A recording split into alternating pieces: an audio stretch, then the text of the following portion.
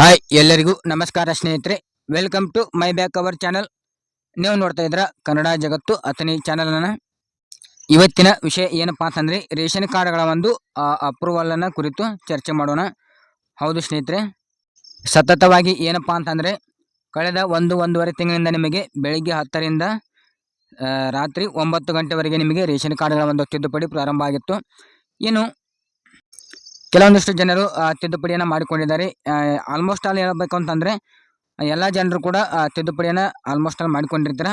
ಹಾಗಾದರೆ ತಿದ್ದುಪಡಿ ಮಾಡಿದ ಒಂದು ರೇಷನ್ ಕಾರ್ಡ್ಗಳನ್ನ ಅಪ್ರೂವಲ್ ಮಾಡುವುದು ಹೇಗೆ, ಓಕೆನಾ? ಅಪ್ರೂವಲ್ ಮಾಡಿಸುವುದು ಹೇಗೆ? ಹಾಗಾದರೆ ನೀವು ಅಪ್ರೂವಲನ್ನು ಎಲ್ಲಿ ಹೋಗಿ ಮಾಡಿಸಬೇಕು ಮತ್ತು ಅಪ್ರೂವಲ್ ಮಾಡಿಸೋಕ್ಕೆ ನಿಮಗೆ ಏನೆಲ್ಲ ನಿಯಮ ಮತ್ತು ಷರತ್ತುಗಳನ್ನ ಅನ್ವಯವಾಗುತ್ತೆ ಅಂತ ಈ ಒಂದು ವಿಡಿಯೋದಲ್ಲಿ ನೋಡ್ತಾ ಹೋಗೋಣ.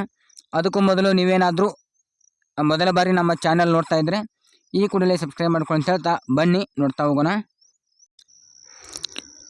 ಸದ್ಯಕ್ಕೆ ಏನಪ್ಪಾ ಅಂತಂದರೆ ನಾಳೆಯಿಂದ ರೇಷನ್ ಕಾರ್ಡ್ಗಳ ಒಂದು ತಿದ್ದುಪಡಿ ಮಾಡಿದಂಥದ್ದು ಅಪ್ರೂವಲ್ ಪ್ರಾರಂಭವಾಗಿರಲಿ.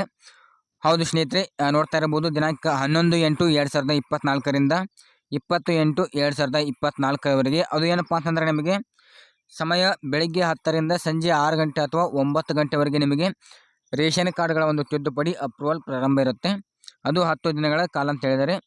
ಇನ್ನು ಯಾರೆಲ್ಲ ರೇಷನ್ ಕಾರ್ಡ್ಗಳ ಒಂದು ತಿದ್ದುಪಡಿ ಮಾಡಿಸ್ಕೊಂಡಿರ್ತಾರೆ ಅಂಥವ್ರು ಅಂದರೆ ಅಪ್ರೂವಲ್ ಮಾಡಿಸಿಕೊಳ್ಳದೆ ಮನೆಯಲ್ಲೇ ಕುಳಿತುಕೊಂಡಿರ್ತಾರೆ. ಅಂದರೆ ನಿಮಗೆ ನೋಡ್ತಾ ಇರ್ಬೋದು ಸದ್ಯಕ್ಕೆ ರೇಷನ್ ಕಾರ್ಡ್ಗಳ ಒಂದು ತಿದ್ದುಪಡಿ ಮಾಡಿಸ್ಕೊಂಡು ನೀವು ಯಾವುದೇ ಒಂದು ಅಕ್ನಾಲಜ್ಮೆಂಟ್ ಕಾಪಿನ ಫುಡ್ ಆಫೀಸರ್ಗೆ ಕೊಡದೆ ಮನೆಯಲ್ಲೇ ಕುಳಿತುಕೊಂಡಿರ್ತೀರ. ಅಂಥವ್ರ ಒಂದು ಸಂದರ್ಭದಲ್ಲಿ ಏನಪ್ಪ ಅಂತಂದರೆ ನಿಮಗೆ ರೇಷನ್ ಕಾರ್ಡ್ಗಳ ಒಂದು ತಿದ್ದುಪಡಿ ಅಪ್ರೂವಲ್ ಆಗೋದಿಲ್ಲ, ಓಕೆನಾ? ನೀವು ಹಾಗಾದರೆ ರೇಷನ್ ಕಾರ್ಡ್ಗಳನ್ನ ಅಪ್ರೂವಲ್ ಮಾಡಬೇಕಾದ್ರೆ ಏನೆಲ್ಲ ಕ್ರಮಗಳನ್ನ ಕೈಗೊಳ್ಳಬೇಕು ಮತ್ತು ಏನೆಲ್ಲ ದಾಖಲಾತಿಗಳನ್ನ ನೀವು ಒದಗಿಸಬೇಕಾಗುತ್ತೆ ಮತ್ತು ಎಲ್ಲಿ ಹೋಗಿ ಅಪ್ರೂವಲ್ ಮಾಡಿಸಬೇಕಾಗುತ್ತೆ ಅಂತ ಒಂದೊಂದಾಗಿ ಈ ಒಂದು ವಿಡಿಯೋದಲ್ಲಿ ನೋಡ್ತಾ ಹೋಗೋಣ. ಮುಖ್ಯವಾಗಿ ನಿಮ್ಮ ಒಂದು ರೇಷನ್ ಕಾರ್ಡ್ ಅಪ್ರೂವಲ್ ಆಗಬೇಕಾದ್ರೆ ನೀವು ಆನ್ಲೈನಲ್ಲಿ ಅರ್ಜಿಯನ್ನು ತಿದ್ದುಪಡಿಯನ್ನು ಮಾಡಿಸಿರ್ತಾರಲ್ಲ, ಒಂದು ಅಕ್ನಾಲಜ್ಮೆಂಟ್ ಕಾಪಿ ಇರುತ್ತೆ ನೋಡಿ.